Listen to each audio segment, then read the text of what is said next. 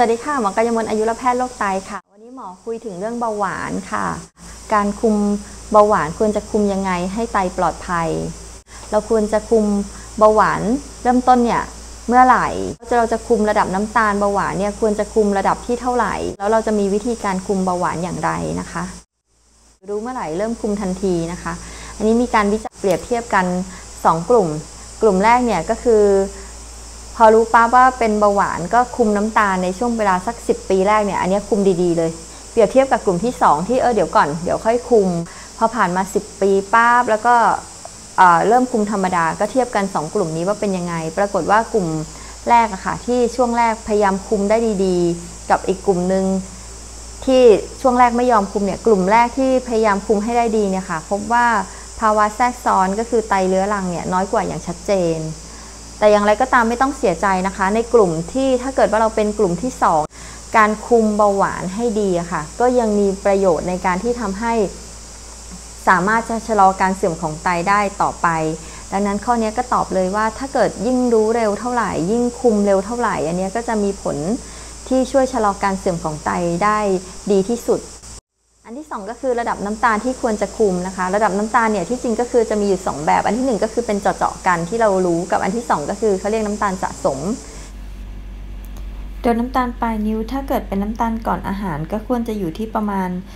80-130 มิลลิกรัมต่อเดซิลิตรแล้วก็น้ำตาลหลังอาหารควรจะน้อยกว่า180 มิลลิกรัมต่อเดซิลิตรค่ะจะมีน้ำตาลอีกตัวหนึ่งก็คือเขาเรียกน้ำตาลสะสมตัวนี้จะเป็นน้ำตาลที่มันไปเกาะกับเม็ดเลือดแดงของเราค่ะซึ่งเม็ดเลือดแดงเนี่ยก็จะมีอายุเฉลี่ยอยู่ในร่างกายสักประมาณ120 วันตัวนี้จะเป็นตัวที่หมอใช้เจาะที่โรงพยาบาลนะคะเพื่อดูว่าคนไข้สามารถคุมน้ำตาลได้ในช่วงเวลาที่ผ่านมาประมาณ3 เดือนนี้ได้ดีเท่าไหร่โดยตัวนี้หมอก็แนะนำว่าควรจะน้อยกว่า7ต้องแตกต่างกันไปในแต่ละบุคคลนะคะเช่นถ้าเกิดว่าอายุน้อยแข็งแรงสบายดีไม่มีโรคหัวใจไม่มีโรคประจำตัวอื่นแล้วก็ไม่มีปัญหาเรื่องน้ำตาลต่ำหมอก็คิดว่าน้อยกว่า7อันนี้ก็คือดีที่สุดแต่ว่าถ้าเกิดว่าเริ่มมีอายุเยอะเริ่มมีโรคหัวใจอาจจะบางทีมีปัญหาเรื่องน้ำตาลต่ำบ่อยๆอันนี้หมออาจจะยอมให้ระดับน้ำตาลอยู่สักประมาณ7-8ก็คิดว่าจะต้องปรึกษาคุณหมอที่ดูแลท่านเป็นรายบุคคลแล้วก็น้ำตาลสะสมอะค่ะเป็นน้ำตาลที่เวลาเราเจาะเลือดนะคะไม่จำเป็นจะต้องงดอาหารนะคะสามารถที่จะเจาะได้ตลอดเวลาสุดท้ายก็คือว่าแล้วเราจะคุมอย่างไรนะคะเจอบ่อยมากนะคะก็คือคนไข้อะค่ะที่ตอนแรกไม่เคยรู้ว่าตัวเองเป็นเบาหวานเลยแล้วก็อาจจะมาเช็คร่างกายแล้วก็เจอตกใจว่าน้ำตาลสูงมากเลยก็จะบอกหมอว่าเดี๋ยวขอกลับไปคุมอาหารก่อนยังไม่อยากทานยาเพราะว่ากลัวยาจะมีผลกับไตกลัวไตวาย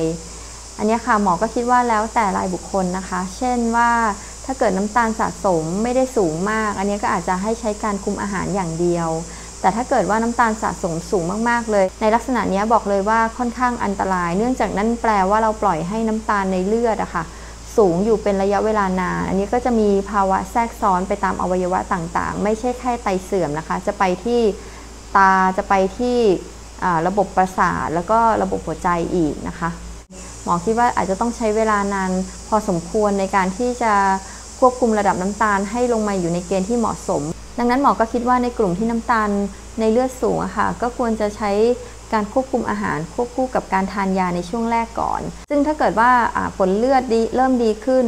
จากยาที่หมอให้ทานในช่วงแรกค่ะก็จะค่อยๆลดจำนวนยาลงนะคะบางคนค่ะจะลดลงจนเหลือยาอาจจะเหลือยาแค่ตัวเดียวหรือบางคนอาจจะหยุดยาได้ในที่สุดก็มีก็ขึ้นกับระดับน้ำตาลในเลือดของคนไข้แต่ละคนในคนไข้ที่เป็นเบาหวานค่ะถ้าเกิดไม่อยากมีภาวะแทรกซ้อนกับไตนะคะเมื่อไหร่ก็ตามที่ทราบว่าตัวเองเป็นเบาหวานก็ควรจะเริ่มคุมน้ำตาลเลยทันทีโดยระดับน้ำตาลที่เหมาะสมก็คือน้ำตาลสะสมน้อยกว่า7%แต่ว่าจะต้องปรึกษาคุณหมอเป็นรายบุคคลนะคะว่าน้ำตาลที่เหมาะสมของท่านเนี่ยควรจะในระดับนี้หรือน้อยหรือว่ามากกว่านี้สุดท้ายก็คือการคุมเบาหวานค่ะไม่ว่ายังไงก็แล้วแต่จะต้องใช้การคุมอาหารร่วมด้วยเสมอนะคะจะใช้ยาหรือเปล่าก็ควรจะปรึกษาแพทย์ที่รักษาท่านค่ะแล้ววันนี้หมอจะจบคลิปไว้แต่เพียงเท่านี้นะคะท่านใดที่มีคำถามสงสัยสามารถฝากคอมเมนต์ไว้ที่ด้านล่างนะคะแล้วก็ถ้า ท่านใดที่คิดว่าวิดีโอนี้มีประโยชน์ค่ะฝากช่วยกดไลค์กดแชร์กดติดตาม Subscribe ด้วยนะคะสวัสดีค่ะ